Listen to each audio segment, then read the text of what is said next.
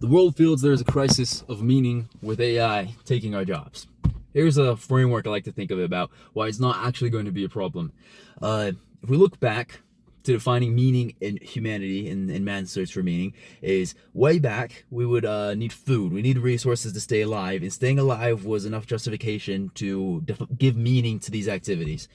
And then here comes the agrarian revolution, where we now have farming, and now the problem of food, the thing that previously gave meaning to man, has been solved.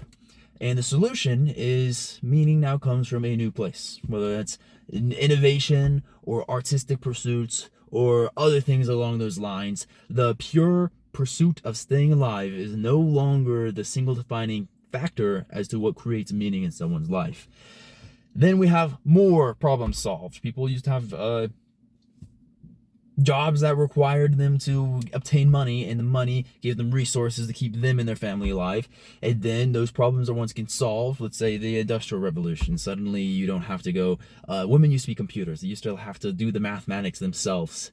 And then now we have digitization of all of that, and that problem completely solved. Humans are no longer necessary in order to execute that task, in order to solve that problem.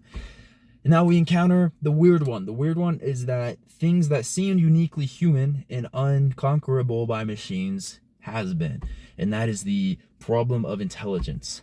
A lot of the time we would have something solved, but there was always something exciting, because to better humanity requires innovation. Because once that problem is solved, it's solved unilaterally across all of the world, or at least to the people who have the money or the access, the resources to solve that task. But for the most part, if we invent a new computer system, eventually that evolves, it gets cheaper, and then everybody obtains accessibility. That's just the nature of evolution of products and problems being solved, because they can be solved cheaper. Like, for example, we have billionaires trying to live forever right now, but in 50 years, I think anybody can afford that. That's a realistic, that the technology and knowledge will be disseminated out so anybody has access to it. Little tangent.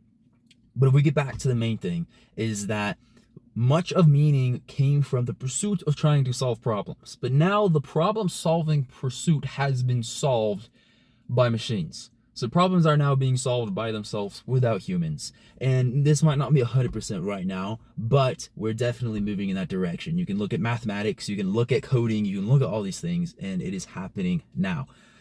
So how is this not a problem for us? We have a hierarchy of finding meaning. Previously, you could say it was like the pursuit of finding food so you can stay alive. Then it's the pursuit of finding innovation or discovery or adventure in order to find meaning. Or we can say up from there, a connection, or what happens when AI can solve the connection thing, where it can give you the illusion that it's a human, and give you, like, you have people having like AI girlfriends and that sort of thing. Obviously that's a niche scenario, but let's, for this thought experiment, assume it's possible that every single need can be met by a machine. Every single problem can be solved by a machine, and humans no longer need apply. Where then do we find meaning?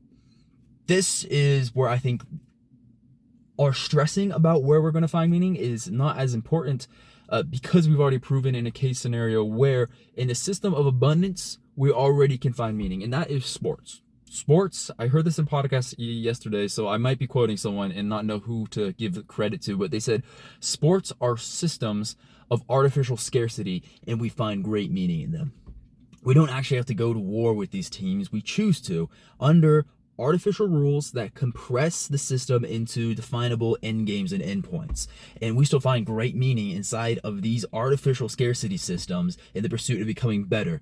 You do not have to become better in order to change the world or better your people, yourself.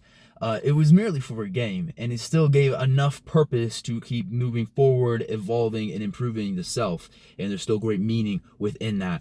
So I think a lot of things are going to move into a similar system where we realize that there's so much abundance. In order to obtain any level of meaning or sense of purpose is to adhere to artificial systems of scarcity and acknowledge that, for the most part, machines will be able to solve all of the actual real problems, and we have to simplify and dumb down problems for us to then solve so we can still have our pursuits.